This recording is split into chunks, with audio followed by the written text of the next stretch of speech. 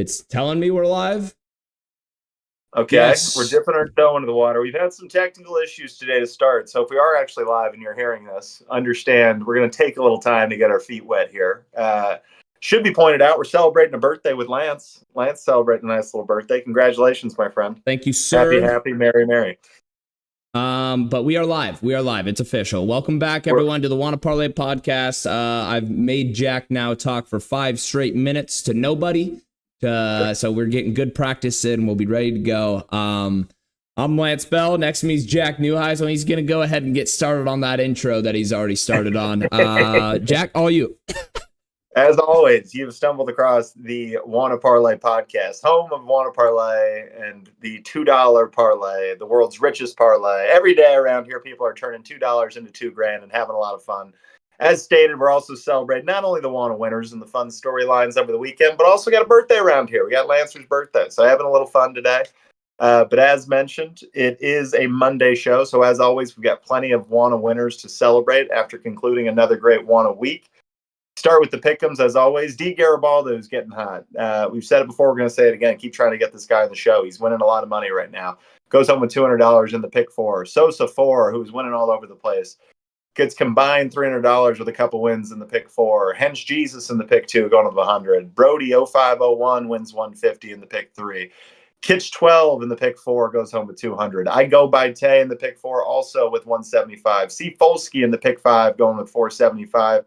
And our boy David Smerling in the pick 5, going with home with 375. We're not done yet with Smerling, though. We go to the Parlay Royale, where the prices get a little bit bigger. You go home with $1,000. We had to go all the way back to Thursday, Lance, since we last recorded, since someone scooped this bad boy up.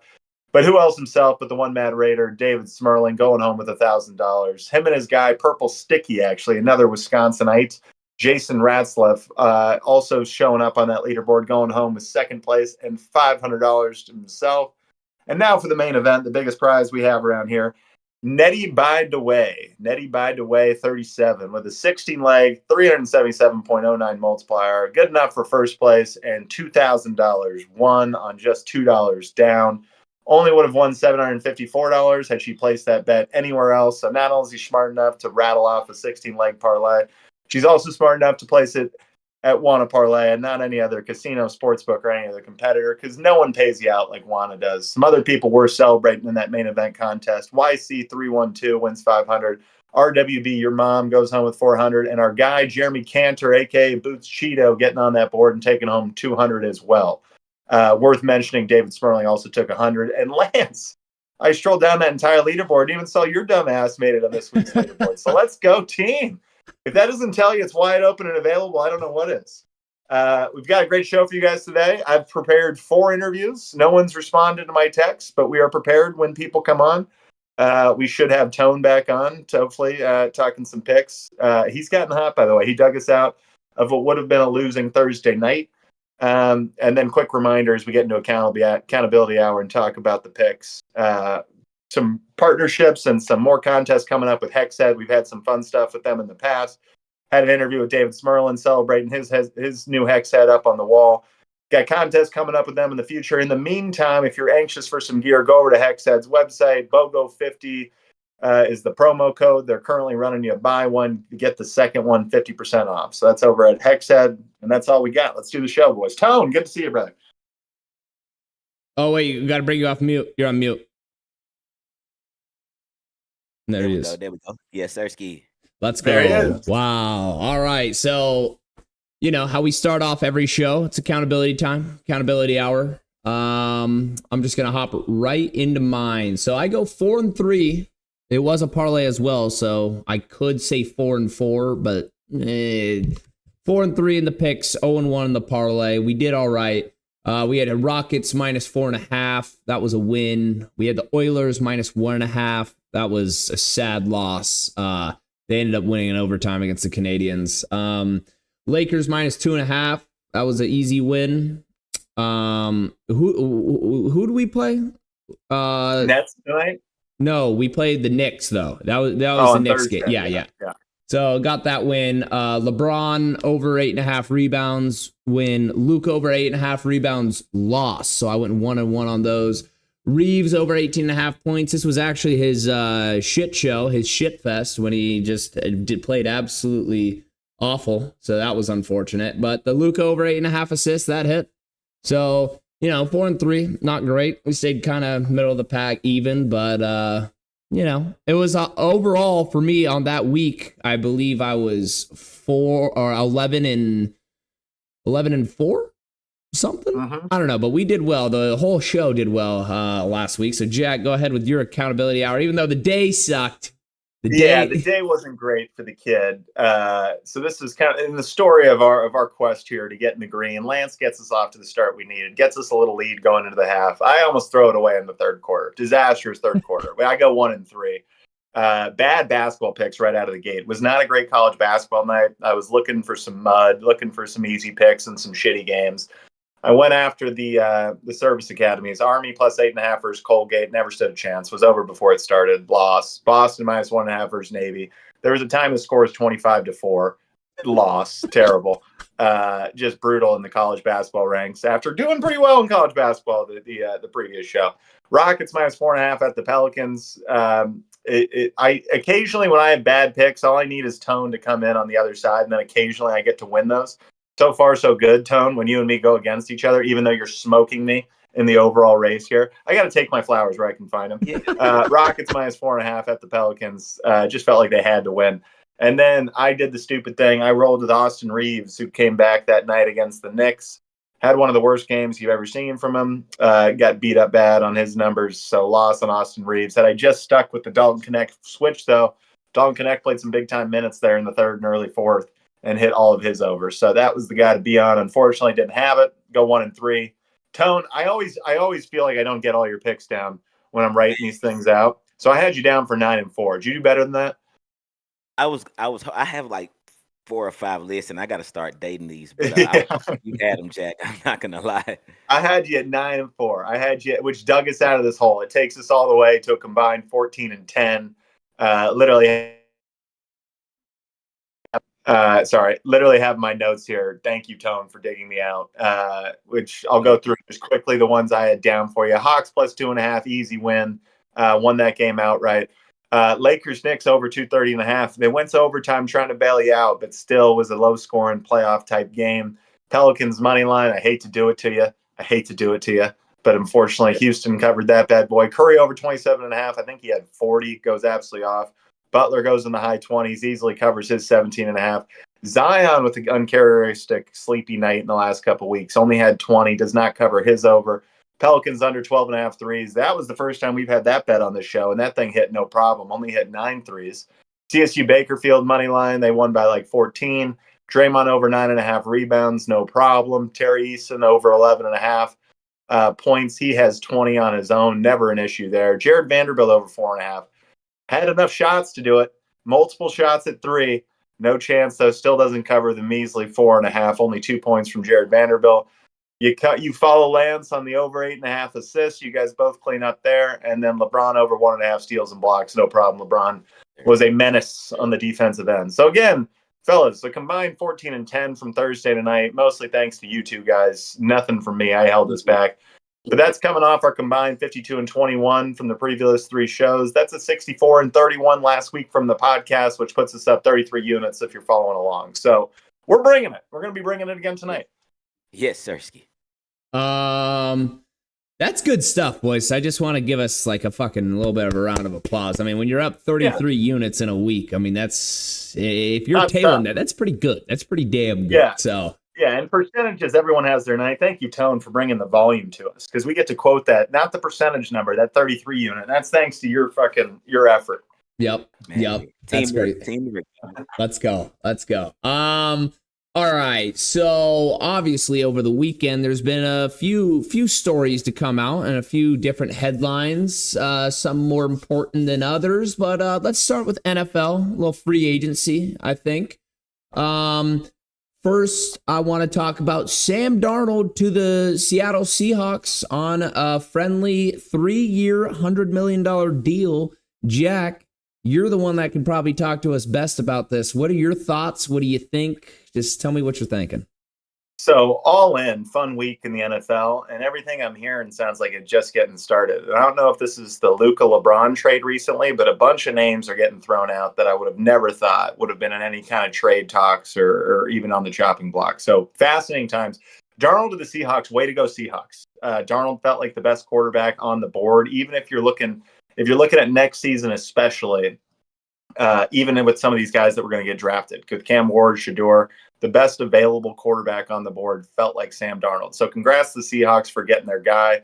That coach kind of comes off that coaching tree, so you'd like to think it works. Remember, when we go back through Sam Darnold's career, I don't know that he ever gets coached with the Jets and the Panthers. It felt like the first season he really took a step mentally and the game slowed down for him is when he gets to be a backup with the 49ers. Yep, and then gets a great season last year with Kevin O'Connell with the Vikings. So hopefully this is a good marriage in terms of the scheme and what they're trying to do.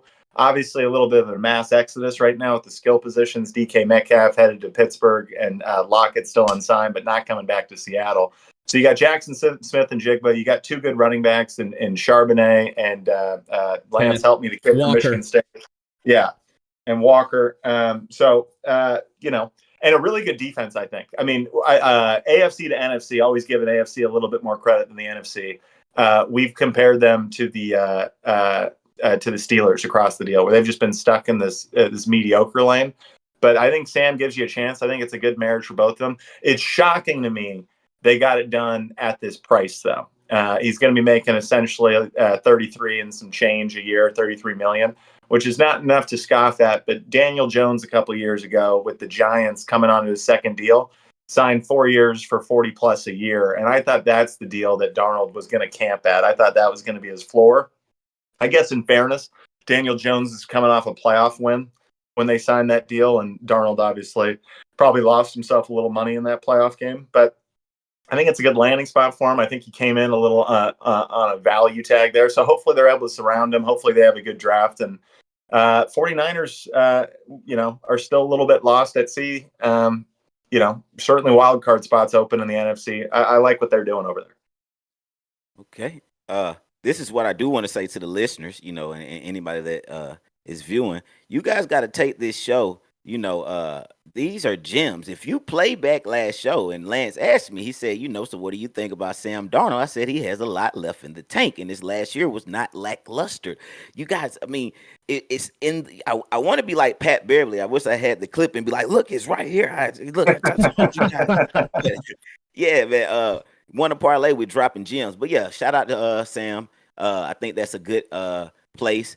I think the question that got raised to me in my brain was, does this solidify Geno a spot over in Las Vegas, or are they still going to draft high for a quarterback?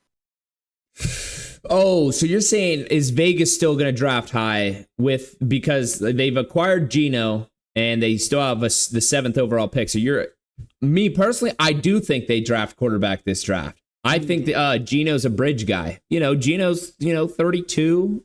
Right in that 32, 33 range.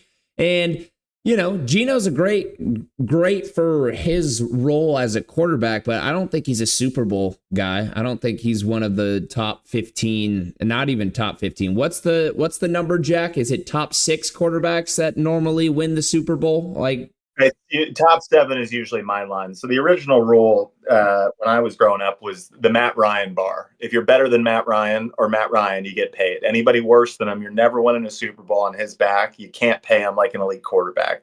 And a bunch of guys play themselves in, have all pro years, fuck around and make it to a championship game, and all of a sudden you get that money. But if you can't answer that and you're not in that pool, I can't in good conscience throw that kind of money at you.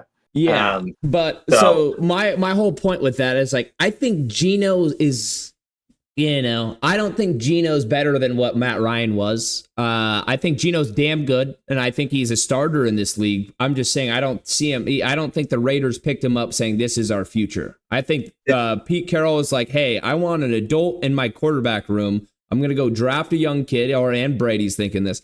They go get the young kid, whether it be Dart, does Shador fall, whoever it is, they'll sit behind Geno for a year or two, and they'll start planning their future that way. Now the Jared Goff rule in my head. If I was doing it in my head, anybody worse than Jared Goff, I can't pay. Anybody better than Jared Goff, I could talk myself into paying. I never heard the Matt Ryan one. I mean, but that was pretty good, I guess. You know, and it's a guy who won an MVP. You know, he fucks around and win an MVP, but we never thought he was a top five. Tone's an Atlanta homer, so that's right. So he has different thoughts about Matt Ryan. I see him fighting. He's the greatest stat packing, no ring and quarterback ever, I guess. No, he comes under Marino. He's not better than Marino. There you go. There you go. Great call out too. You don't want to slight Marino. Yeah. He never got that ring. But yeah, final thoughts. Love Darnold to the Seahawks. I think it's a good move. Like, Seahawks have been in a weird spot. Now they get 27, 28-year-old Darnold. They can go into this draft, get maybe a little O-line, little love there. But honestly, Jack, you keep bringing up this defense. The Seahawks I thought they have a really good, like, defensive back pass coverage kind of play, but their D line was thin. They just get ran down, like, all thin and injuries, and got punished by great offense. Exactly. Like, they go and get goat raced by the Lions in a game. Again, a little kind of the inverse of the Steelers, but it was like they kind of beat everybody they were supposed to this year, and they never turned a trick and won something big. So it was. They've been stuck in mediocrity for a while. Exactly. Which, by the way, to make one comment on the Raiders and what their path is, Pete was on the staff that brought over Geno to be their stopgap. Once they realized what Russell Wilson was and they had to get out of it, they were no longer in the cap flexibility to go compete. So Geno was their guy. We're going to take 2 years, have an adult in the room, stay competitive, but it'll give us flexibility and time to get organized, and then we'll get our guy and go. I think they're doing the same thing here with the Raiders. And to your guys' point, given their draft slot, I don't think they can take a first-round quarterback. You don't want to be the guy that ends up taking Jackson Dart in the teens. Just a terrible mistake. True. But you want to go fourth, third round, Kyle McCord. You want to go fourth, third round, Will Howard, one of those guys. That to me is kind of interesting. And if Tom Brady's the guy with the loudest voice in these pre-draft meetings and conversation about where they build from here, well, he's not the dual threat guy. He's still a guy that thinks you can win from within the pocket. So maybe one of those guys is interesting for them, especially when the value standpoint, right? Like, those guys, if you just don't have legs, you're just never going to be a first round talent. So maybe they think that's where their play is. Do the little Kirk Cousins at the Commanders and go find your guy in the 5th round. Hey, that's actually not a bad call out at all. Yeah, I think Seahawks build in the draft. Raiders. The Raiders is interesting because I thought they were going to get rid of Crosby. I thought he was going to be a trade piece, and they were going to, start trying to rebuild then. But now they've signed him max money. He's making a lot. We'll see what they do. Maybe they're trying to win. Jack, I got a quick question. I'm seeing a lot of analytics and guys hype up this Kyle McCord. Do you think he can play? Like, do you think he's an NFL talent?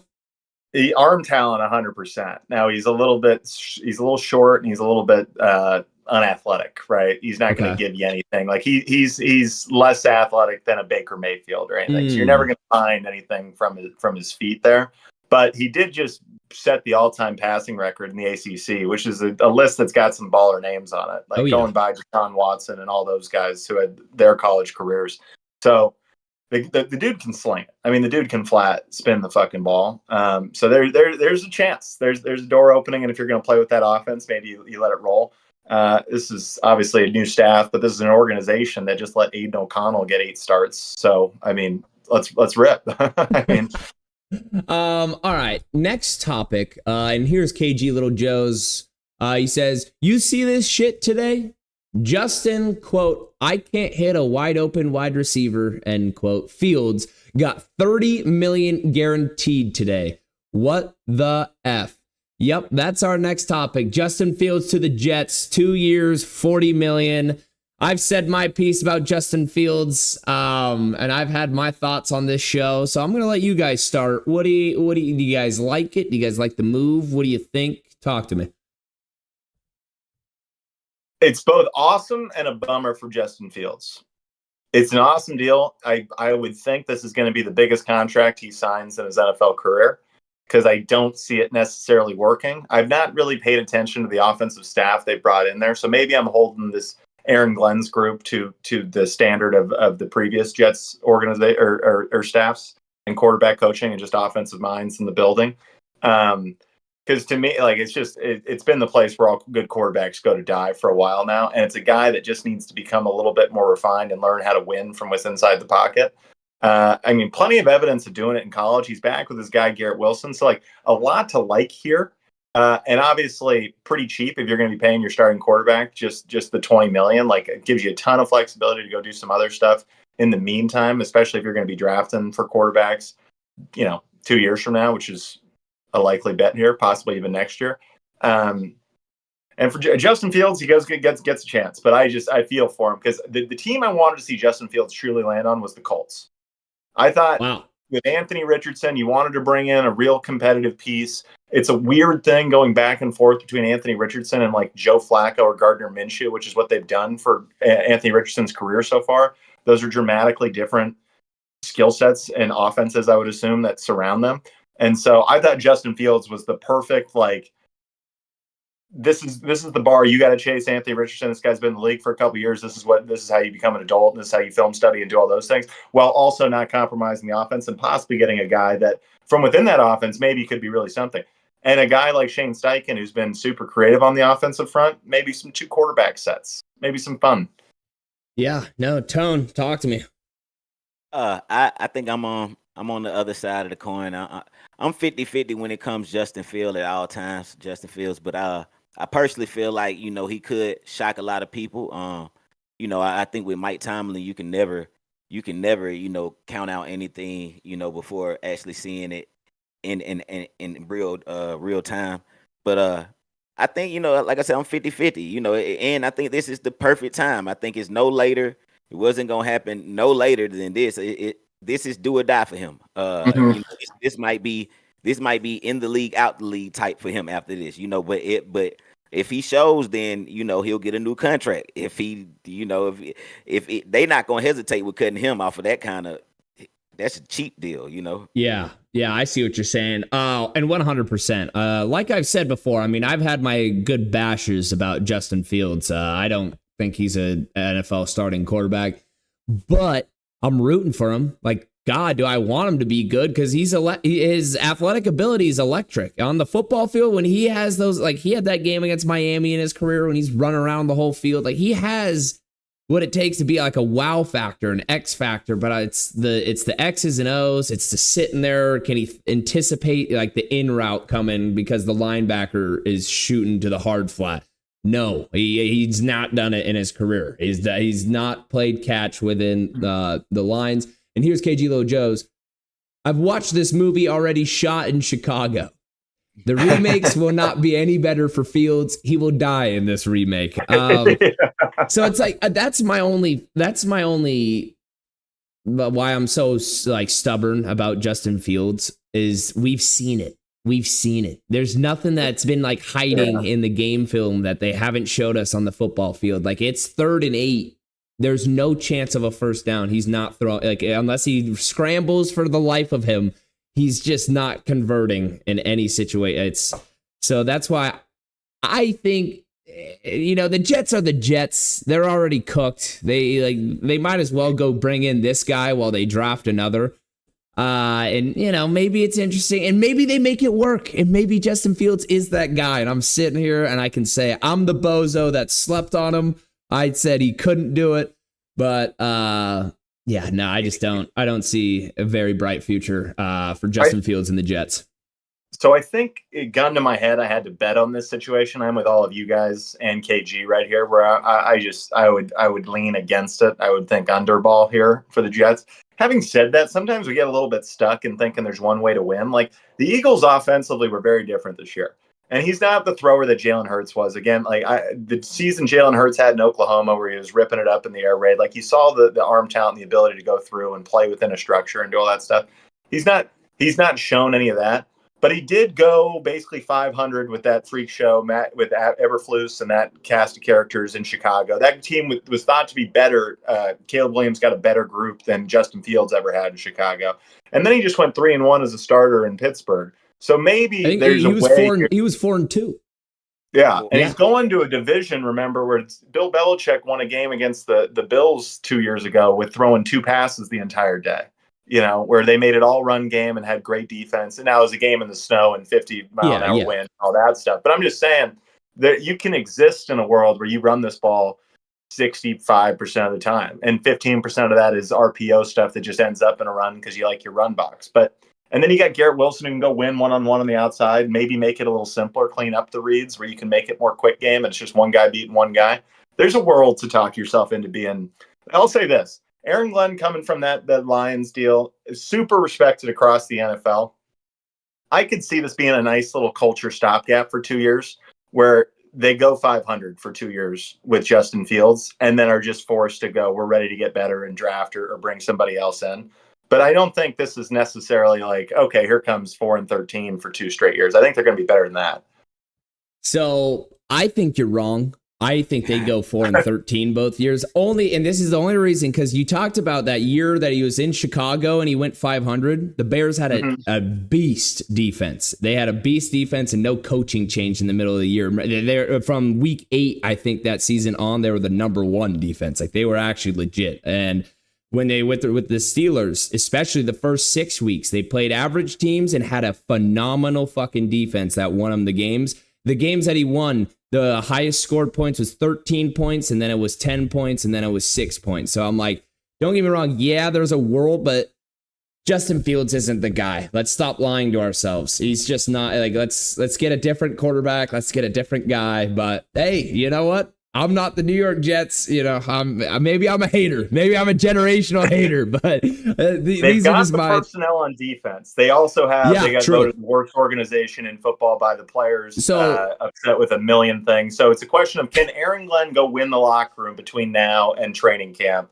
and have us feeling in the defense playing well and all these other things layered in? Aaron Glenn, by the way, a defensive guy. Yeah. I believe in it. I believe you. Like, I know what you're saying. But I'm like, the RPO, the offense that you needed, the New York Jets have a fucking dog shit O-line. So you can't even run. You can't even run that life. Buffalo's spending money where they can't. You got, the Patriots think they're getting better. We'll see. We'll see from Brady. Hey, we'll see. We might have to have our own personal wager on the Jets this season. We'll talk. Just before we got carried away shitting on Justin Fields and the Jets, I was like, there's a world. I just had to just get a little devil's advocate right there. No, valid. All right, let's move on. I don't want to do. Let me get KG. It says, how many games until Garrett Wilson wants to be traded after Fields throws the ball to him less than 3 times a game? I don't know, but it's brutal. We'll see. Let's move on. Laramie Tunsil. So we actually just talked about this last show. We were talking Texans, I believe, but Texans move off of Tunsil, or at least Pro Bowl left tackle, to the Commanders. I actually didn't see the details. Was it draft picks? Was it draft capital that moved them? I will confirm on that right now. I believe so. Yeah, I don't remember other assets. Yeah. Confirm that, but huge I like it from the Texans because their O-line was a huge disappointment last year compared to everything else on their roster. So no reason to pay Tunsil a lot of money. I think you build through the draft. That's what we talked about the Texans. But my God, these Commanders, boys, look damn good. They look like the bona fide second best team in the NFC. They've now picked up Debo. They've already have one of the best guards in the NFL, and now they pick up one of the best tackles in the NFL. The defense, people are coming back. I mean, it feels like the Commanders smell blood in the water and that they have a real chance to go get the Super Bowl. All the veterans coming back, the young players. I mean, they got the great experience at the conference championship.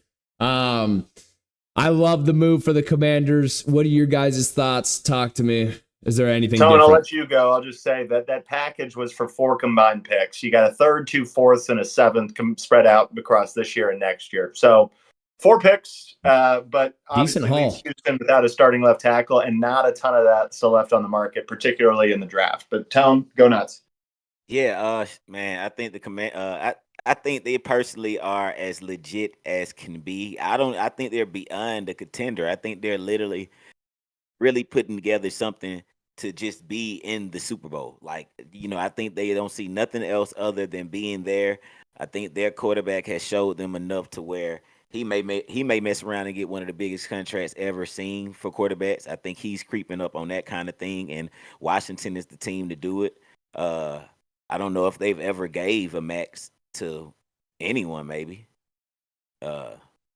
That's a great question. Maybe on defense, but I don't. None of those guys re-signed. Sweat Well, moved yeah, on. Chase Young didn't. Yeah. So yeah. So, but yeah, I think they're I think they know what they're doing. I think they're in house. Whoever's up in the office, they're making amazing moves. I think Debo was. I think. I'm so anxious to see him out there in that jersey and to see the version of Debo we're about to see out of I think it was a lot of toxicity over there in San Fran with him, and just it was a bad space, bad energy. So I think he's about to come out rejuvenated on a whole nother level. I'm here to see it.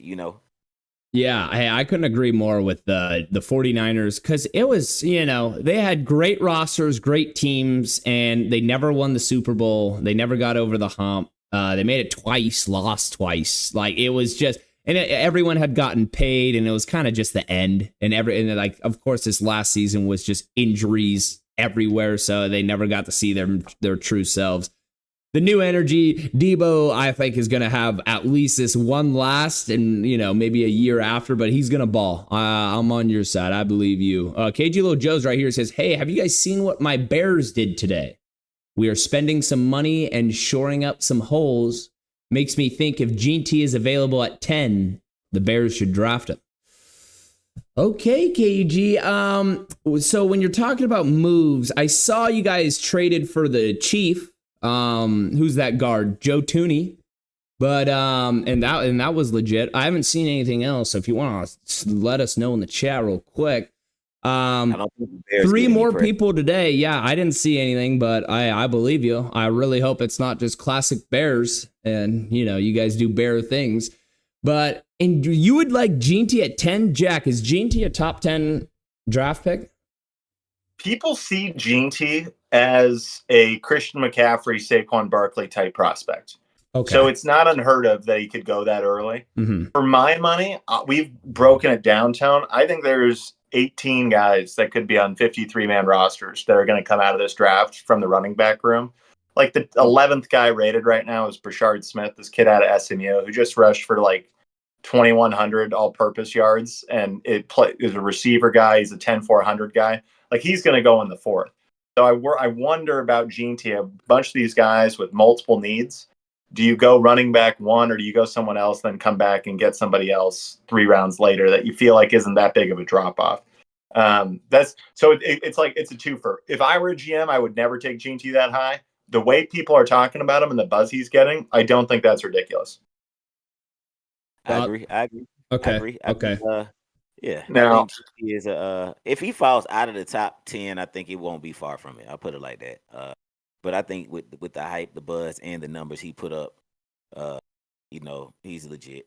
Yeah. Yeah. I think he'll be legit in the league. The Bears for me, and maybe you can argue the same thing as Gene T, where you're getting some support for Caleb through that. Given the state of that O-line last year, if it's not an offensive tackle, I don't know what that's doing. The Bears got to go. It's got to be a tackle. Now there's a couple guys on here that have become like, it's a weird draft where there's a bunch of 3rd-round guys everyone's really excited about, where they're like, those guys could be plug-in day 1 starters. And then there's a bunch of 1st-round guys that have a bunch of measurables, but people think have a little bit of a whiff rate going on them. So like Will Campbell, the tackle at LSU, he's got kind of a short reach. Yeah. He's 6'6" and doesn't bend great. So it's like the short reach, is he going to get killed as a tackle? And then 6'6" and doesn't bend well, can you kick him inside to be a guard? It's all, it's interesting. So maybe there's that conversation where maybe you go, no, we're going Ginty, might be a Hall of Famer, and we're going to come back and get a 3rd-round tackle. Now, I was just looking at the Commanders, getting all excited about what they have going on. I think offensively, they're done. I think they're good. Yeah. I think they spend the back end of their draft trying to hit on some big-time slot receiver or a 3rd down back or something like that so you can get off the Austin Eckler money. But other than that, rounds 1 through 4, rounds 1 through 3, all defense. Get yourself a defense and go DBs. You guys are great in the front half. Go DBs. Let Lattimore coach up some young bucks, but he's the nickel. Keep him off the fields except for 3rd downs because he was getting cooked in every playoff game I watched with him. 100%. But I think all 3 of us agree the Commanders are exciting. The Commanders are an exciting team for the future. I wish they could almost go one more rebrand. Like they never found themselves with football team. I still think Commanders is a nightmare of a mascot. Bring back the Redskins. Bring I'd back love the Redskins. Back, and if we can't do that, then we need one more rebrand, because outside of the Commanders, God, it's the most likable team in the NFL. But these stupid jerseys and the stupid name make me want to think they're just a JV franchise. Exactly. And I mean, the funniest part of the whole name change, the whole 9 yards, all the bullshit that went on, the Native American people have come out and said they were pissed that they changed it from Redskins. There's some shocking votes. We know it's a dumb one. It's not even having the conversation. It's not even worth having. It's just ridiculous. Let's move on to the NBA.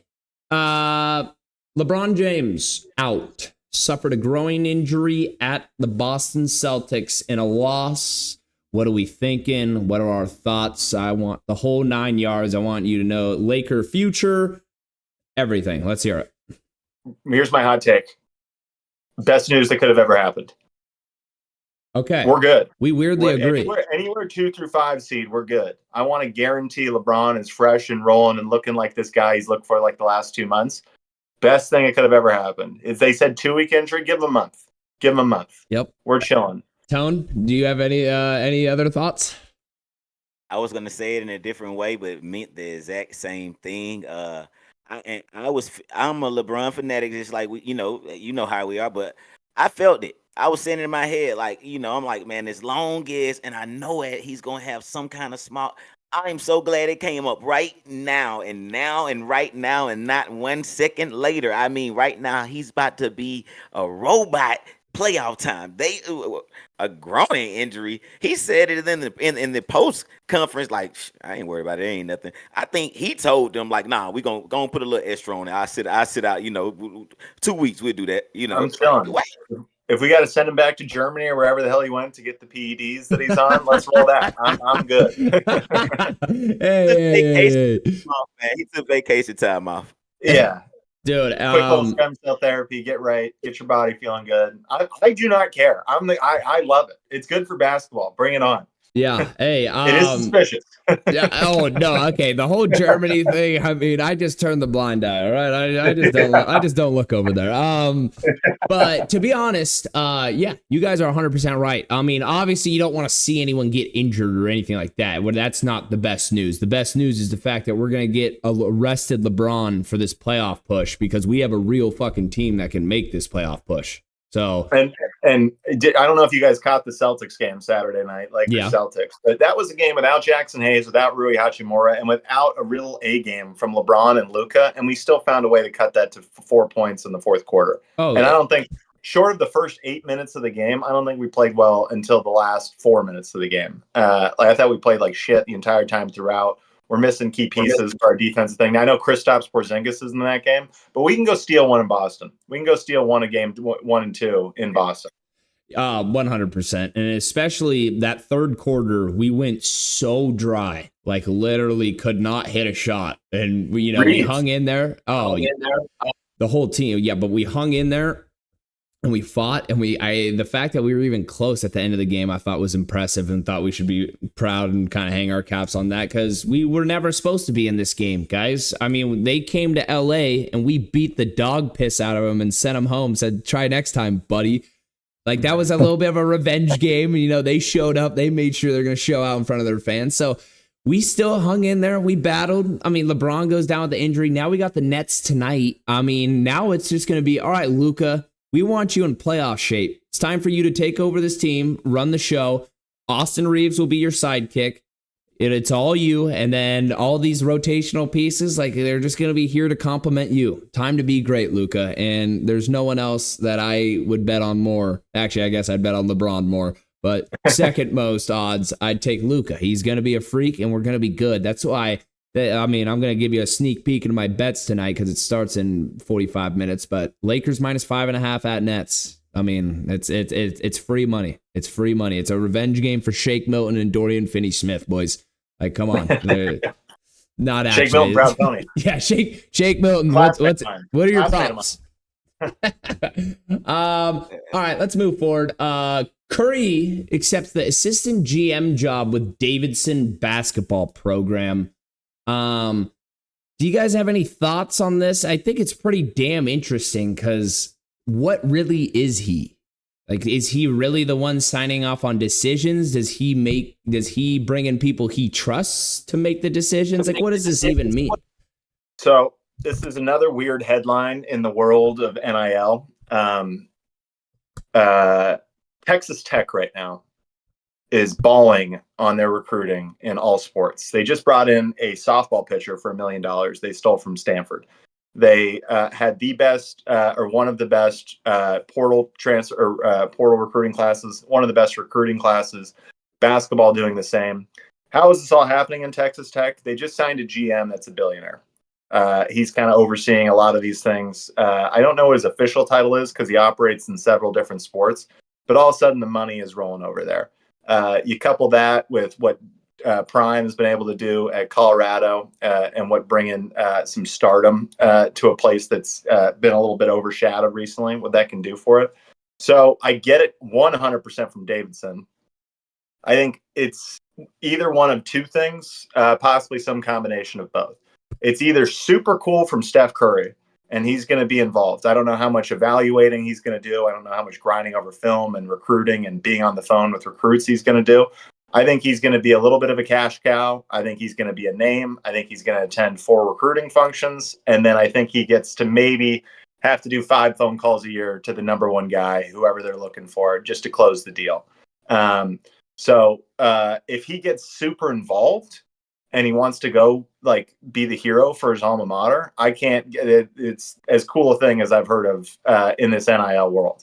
If this is kind of a fun, hey, you're helping our brand, we're helping your brand, he's not really going to be involved, it's a very dangerous precedent. I got a little nervous when Dion first signed at Colorado that if he succeeded immediately, there was just going to be this wave of former players who did not come up through the coaching ranks, don't quite appreciate what that job is.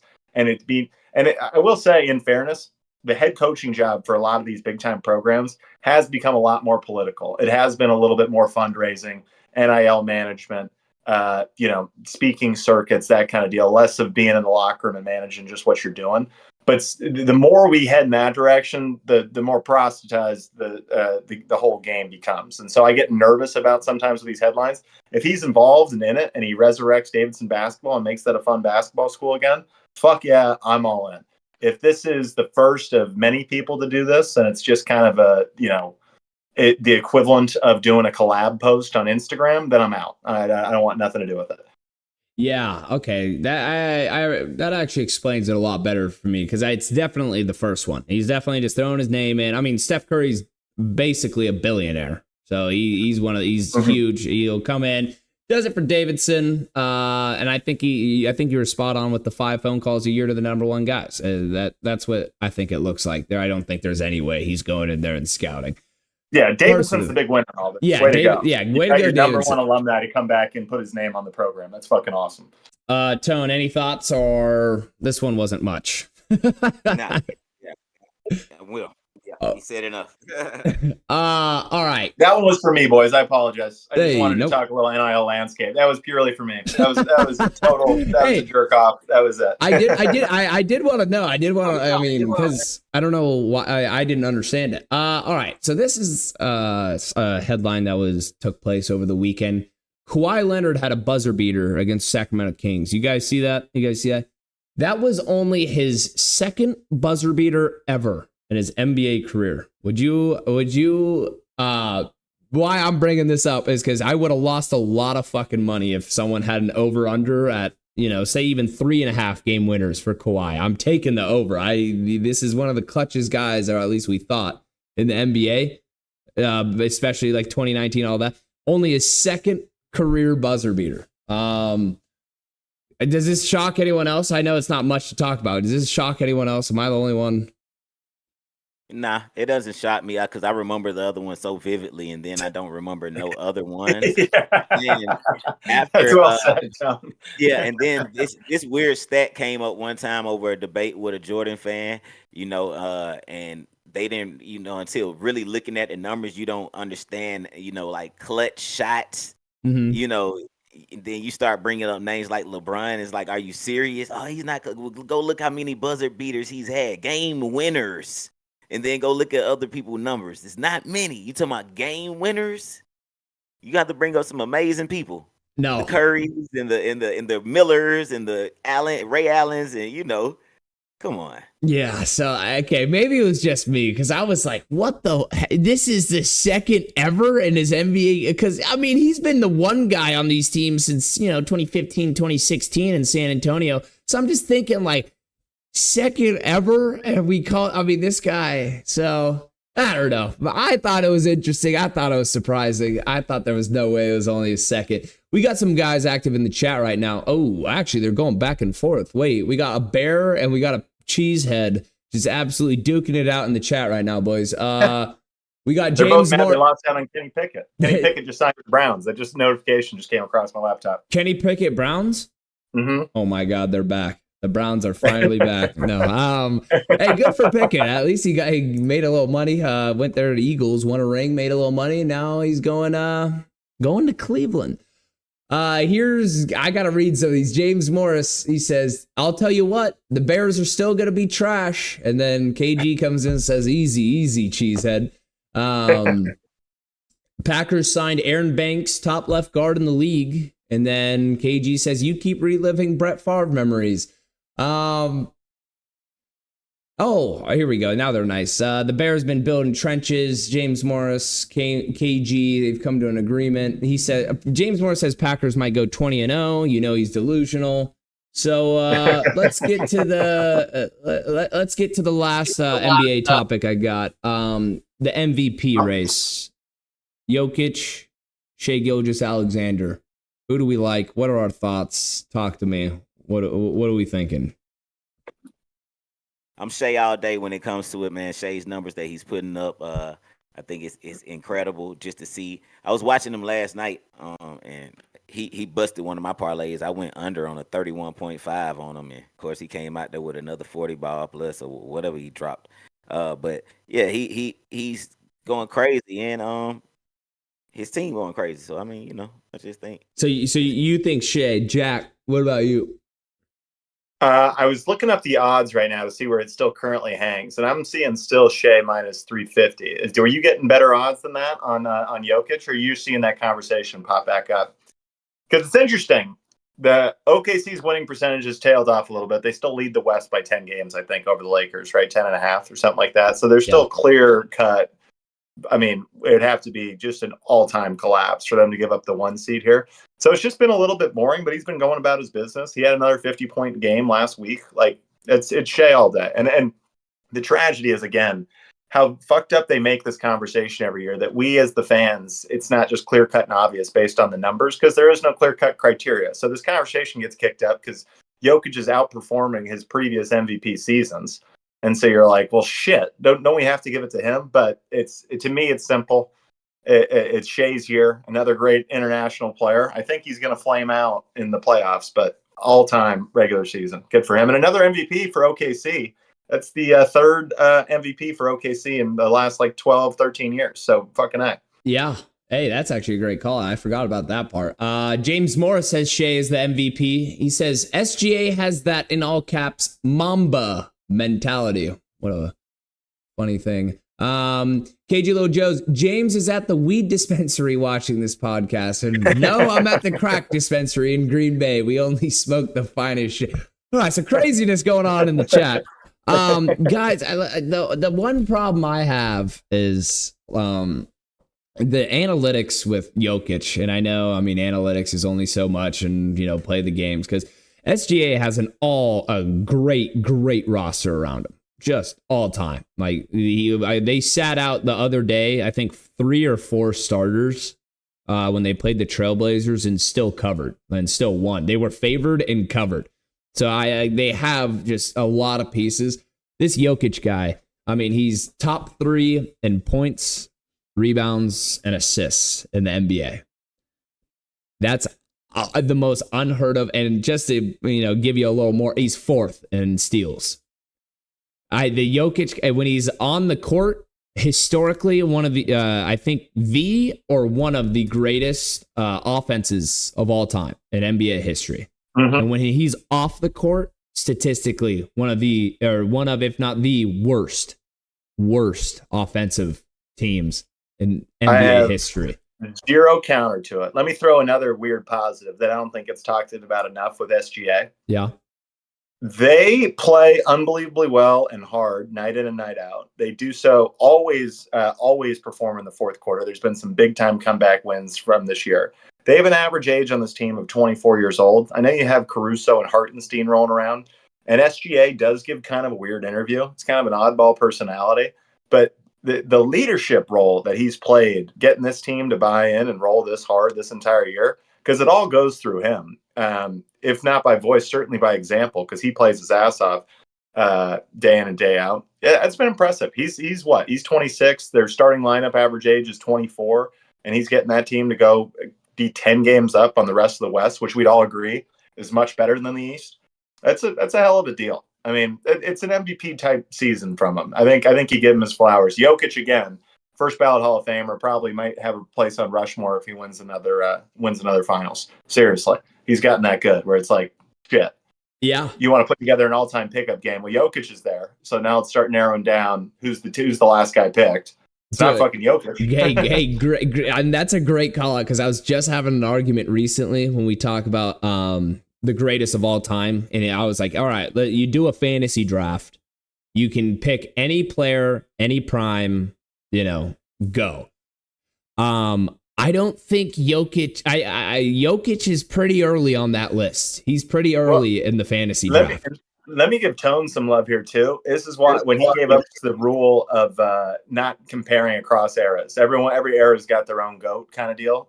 Tone, you said that last week. Like, it is a bizarre deal. Like when you start playing this game with football, and you just start going like, are we going to draft anybody before 2005 at all? Like, it's like, you just got to respect their guys, their errors, and leave it be. And in this era, Jokic has been a godsend, a phenomenal basketball player. It's been fun. It's been a cool plot line to find. We needed the Cavs Warriors thing to end. I know you guys are a little bit bigger LeBron guys than me, but that thing needed to die. Yeah, hey, I agree with that. The chat is now firing that we brought up NBA. I mean, James Morris just can't keep LeBron's name out of his mouth, so I gotta read what we go.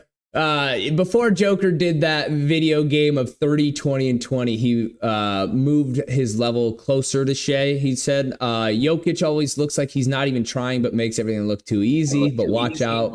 Joker hurt his elbow last game, and you could tell the difference on how it affected him. Oh, I actually will keep that in mind. Thank you, KG. Oh, James. Hell yeah. No, that was KG. James is right here. He says, James, SGA is better for the league's future. Jokic is having an amazing season, but it's SGA's time. 1 seed versus 3 seed. Valid. Fair point to be made there, too. Jokic is going to retire the same window LeBron and Curry and all these other guys do. He's not long for this game. He wants to go ride horses and do whatever the fuck he does in Latvia. 100%. And then he says, but the Nuggets will be the 2 seed very soon as LaBaby has a groin injury, a quote groin. All right. He might have just had a little too much fun with Dwight Howard, Carl Nassib, and Michael Sam this weekend. So calling out one of those. Very nice, I guess. So go ahead. What are you saying? I was just gonna say, we want to do picks. We want to get Let's do picks. We just hit 7 Eastern, so all of a sudden things are gonna start tipping. It's the only reason I'm keeping eyes on it. Hey, I love it. Let's do picks. I'll go first because I just got game lines. No props from Lantz today. No sir. We're starting off like I said. Lakers -5.5 at Nets. Luka the Don. I guess. LeBron, he won't be there. His groin hurts from Carl Nassib and Michael Sam. But, yeah, Lakers here. They're going to destroy the Nets. I have no worries. Next, Grizzlies -3.5 versus Suns. I like this one because the sun is setting, like you guys said, and the Grizzlies always match up really well against the Suns. Their defense and Jaren Jackson, they do a great job against Kevin Durant, or at least as good as you can do. Next, I got Rockets minus 4.5 at Magic. Yeah, this is just a higher seeded West team against one of these higher seeded East teams. But in this level, I think the Rockets are significantly better than the Magic, and I see them, keep trying to fight in this Western Conference race. So I like the 4.5. Give me that. And then last but not least, I got Raptors at home versus Wizards. I got Raptors minus 7.5. I still think the Wizards just aren't great. I just think the Raptors, they're getting it together. They got their young kids. Obviously, they're not going to do anything this season. And I don't even know if they have a chance for that play-in spot. Maybe they do at 10. But, yeah, with what's his name? Scotty Barnes, the Grady Dick, the Emmanuel Quickly, all these kids. I don't know if Brandon Ingram's playing yet. That's the problem. But they brought in pieces, and they're going to try to start learning how to win. And that definitely starts at home against the Wizards. So that's my last pick. Those are the 4. I'll go through real quick one more time. Lakers minus 5.5. Grizzlies minus 3.5. Rockets minus 4.5. And Raptors minus 7.5. 4 favorites. We're risking it all. Jack, go ahead. Well, across the board, the Lakers are just losing so many guys. Jackson Hayes is out. Rui Hachimura is out. LeBron's out tonight. Dorian Finney-Smith's out tonight. So it's going to be an interesting group with Ellington and Shake Milton and Jemison and some of these guys. So I'm excited to watch the back end. KG, could be some early Bronny minutes for you tonight if you pay attention. Grizz minus 3.5 is the best bet on here. Love that. Love you playing and continuing on the logic of West versus East. West going East, always a little goofy, but Magic to me have been in a little slide. They've gotten healthy and they've been in a slide. They had like this great run with their bench, and now they're in this weird spot, like the Rockets. And then the Wizards are the bona fide worst team in the NBA right now. They're 2 games worse than the next worst team. And the Raptors are 5 games out with 21 games left on their schedule. So it's not inconceivable. You can see them trying to win and play good basketball here tonight. And I do think, Lance, to your point, they've now kind of found their young nucleus. So now you're the Pistons. Now you're the Blazers. Go chase it. See if you can do it from within. That's what you did with DeRozan and Lowry. And you flipped one trade at the end and got a title out of it. So keep doing that path and let it rock. My picks. Charleston plus 4.5 versus UNC Wilmington. UNC Wilmington is the better team. Charleston's getting hot right now. They've won 3 straight. They had to hit every big shot to survive their last game to win by 1 in their conference tournament. I expect them to battle and maybe even be up when this thing gets close late. It's possible win outright, but I think it's going to be like a 1-2 possession game. I think it's a definite cover, possible win, take the points. Now I'm going 2 Big Sky games. I'm putting my record, my perfection up for debate here. I've gone perfect on Big Sky basketball. We got 2 more days to get through the entire Big Sky season, and I did it. Idaho State plus 4.5 versus Portland State, and Montana State plus 1.5 versus Idaho State. Playing the hunch with Idaho versus Portland State. They've sneaky, if you go back and look through their schedule, played everybody tough. They never once got blown out. A lot of 4 or 6 point margins. Now you're playing a conference tournament where the experience in those close games is going to matter, and they've been playing good basketball as of late. They've only played Portland State 1 time this year. They did not cover this number, but always tough to beat a team twice. So I like Idaho to go play tough tonight. And then the Montana State one. State's just one of the big brothers of this conference. It's just bottom line what it is, and they're not going to get knocked off by a 15-14 Idaho State. It's the 3rd matchup these 2 teams have played this year. State won by 5 most recently, and the other one, they got beat by 3. But overall, winning by 2 on the head-to-head the entire year, and they're getting 1.5 tonight. I love Montana State. Rare that's the case. Go Grizz. Reeves over 21 points. Everybody out for the Lakers. He's put up 2 stinkers. He's a competitive guy. I expect him to get right tonight. And now, interesting showing of the hand there in the Celtic game. They are willing to play Reeves and Dalton Connect. And Dalton Connect's been giving us some big-time minutes as of late, so I expect Connect to stay on that role, especially with Dorian Finney-Smith and Rui Hachimura out tonight. He will be the corner piece tonight for the Lakers. So I'm taking his over in 3-pointers made, which is 1.5, and his over in points, 14.5. Beautiful. Beautiful. And that's what I got. Tone, I'm ready to type. All right, Jack, I hope you're ready. I'm going to try to not go too fast. I'm not going to lie. I was just adding them up, and I don't know how it happened, but I got 51 total for you. So, you ready to fire away? So here's what I'm going to do.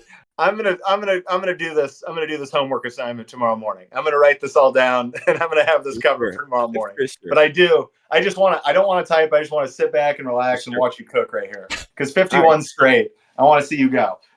This one's for the viewers. You guys get ready. Grab your popcorn. Starting at the top of the list, we got some college basketball. These are just on the games. Towson, W. Wofford, W. Miami Heat, W. Charlotte Hornets plus 9.5. Again, I was just on the Wanna Parlay app right now, too. A lot of these lines changed. Take them how you want. Boston Celtics, W. Atlanta Hawks, W. Raptors, W. Rockets, W. Rockets, minus 0.5. Rockets, Magic, over 212.5. Tricky. OKC, W. Denver, plus 9.5. Denver, OKC, under 237.5. Mavericks, W. St. Mary's, W. Golden State, W. Portland, this is another tricky one. Portland, plus 11.5. Gonzaga, W. Belt 2 ass. Gonzaga. Tell them, Tone. Lakers, first half, W. Lakers, W. That's two different bets. Austin, all right, now we're going to go over to some player bets, people. Austin Reeves, 21 points. All of these are over unless I say under. Austin Reeves, 21.5 points. Luka, 9.5 rebounds. Vandy, 7.5 rebounds. Nick Claxton, 8.5 rebounds. Austin, 5.5 assists. Vandy, 0.5 blocks. LaMelo, 23.5 points. Tyler Hero, 23.5 points. This is an under. Miles Bridges, 33.5 PRA, under. LaMelo, 0.5 steals. Tatum, 27.5 points. Colin Sexton, 16.5 points. Walker Kessler, 11.5 points. Walker Kessler, this is an under, 12.5 rebounds. I repeat, Walker Kessler, 12.5 rebounds. Fade him. Isaiah Collier, 14.5 points and rebounds. This is another under. Trae Young, 40.5 points and assists. Under. Trae Young, 40.5 points and assists. Dyson Daniels, 20.5 points plus assists. Quentin Grimes, 21.5 points plus assists. This is another under. Ja Morant, 2.5 threes. Under. Kevin Durant, 2.5 threes. And this is the lock of the day. Kevin Durant, 32.5 points and rebounds. There you got it. God damn, Tone. It's every time. Every time. This is why you pay for these tickets right here. Just to sit up front and watch the guy work. It's a master at work right there. Man. You know what's crazy? There's so many picks in there. I almost treat it like it's like a fucking bingo raffle. Like I'm just praying you call my number right there. Just tell me the bet I was thinking of, and I feel good. Yo, you went in right there, Toad. I mean, goddamn, 50 plus picks. I can't believe this is gonna be the first time in my life I've seen someone go 50-0, ain't it? Ain't it? I love it. It's the unique thing, guys. Usually when we're doing this show, the game's already started. The games don't start till 7:30, so y'all got time to get some picks in off of what we gave y'all. A lot of times you don't have a chance to get them. I'm all over the Walker Kessler stuff. I watched him play against the Lakers. They made him into like this perimeter guy. He doesn't stand on the low post. He stands out wide. I'm with you on the Walker Kessler takes. 5 is steep. Let's go. Let's go. You boys got anything else, or can I close this guy out? Oh, all right. One thing, we're having the first parlay party March 23rd for March Madness here in Atlanta. I'm putting all people that play parlays, people that watch sports, people that's downloaded Wanna Parlay already. Everybody that comes in after you done paid the cover charge, they get all my bets free. The cheat sheet's gonna be on the screens for the full day. It's going from 2 to 8. It's sponsored and powered by Wanna Parlay. And we're going to encourage and make sure that everybody in the building downloads the app. And we just going to be sharing money, basically sharing parlays and doing what we do best. March 23rd, Sunday. Tone, you got a name for this party yet? Can we call it something? Parlay party. Parlay party. I want to make sure we're promoting the hell out of this thing going forward. And Lance and I got to look at flights. Man. Are just two at a time. Are the folks of the Wanna Parlay podcast not entertained to the people viewing right now? Are you kidding me? We have a parlay party coming. Atlanta. This podcast might have to see you there. This is good stuff. That is awesome, Tone. Man. That's sick, Tone. Thank you. It's going in the promos and the outros from here on out. Right before you hit your outro, Jack, I just want to mention KG. Me and KG shared like minds. We had Lakers minus 5.5, but he goes to Phoenix plus 4.5. He has Gonzaga over 153.5, and Gonzaga's is Thomas 20.5 points, and the over on the Bulls game. Heading to the Bulls game, they always go over when I show up. Defense isn't let in the UC. That's awesome. All right. Well, Jack, close us out. Let's get Yeah, Let's get on. absolutely. This was a good time. This was the Wanna Parlay podcast, home of everything Wanna Parlay, the proud father of the $2 parlay and the world's richest parlay, where every day people are turning $2 into $2,000. Was bummed not to get our main event winner. She went cold. Tone, fun fact, I try to track down all these guests, yet to have a girl respond to my text messages. It's becoming not so much a coincidence. Starting to feel like I'm the problem. But Tone, thank you again for coming on the show today. You're the man. We'll see you back again same time tomorrow. Hopefully we'll get some other guests on, talk about the wins, hear from some strangers on Wanna Parlay, see how they're taking the board down. And we will be back same time tomorrow at 6 p.m. Eastern, 3 p.m. Pacific, celebrating more Wanna winners, updating you on the latest Wanna leaderboards, and talking all things sports with a special focus on college hoops as we get to be ready to begin March Madness. Want to talk some dark horse teams tomorrow, some teams that might need to do a little bit more work to get into the tournament, but if they get in, God, look out. So excited about that tomorrow. Boys, it's been a blast. Lance, take us out. There it is. Everyone that showed up in the chat, we appreciate you always. You guys are legends. Jeremy Cantor came in. He just keeps telling us that the show's getting better and better. So Jack, Tone, give yourself... Boots Cheeto made some money this week. Way to go, Jeremy. Oh, that's Boots Cheeto. Way to go, Boots Cheeto. So give yourself a round of applause. And if you're viewing this stream for the first time, you haven't liked, subscribed, you haven't commented, you haven't reached out and tried to tell us we're boneheads, go ahead and do that because we appreciate all feedback. And like Jack said, we'll be back tomorrow, 6 p.m. Eastern, 3 p.m. Pacific, and we will see you guys then. Adios. See ya.